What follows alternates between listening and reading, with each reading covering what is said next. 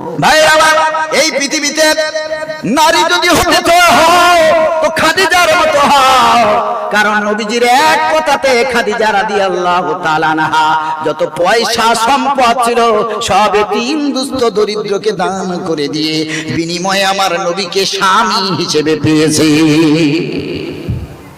মেয়ে যদি হতে চায়, আদর্শ যদি পেতে চাও তো খাদিজার দিকে লক্ষ্য করো, টাকার অহংকার করো, আমার নবীকে স্বামী হিসেবে পাওয়ার জন্য সবকিছু ত্যাগ করেছে খাদিজা।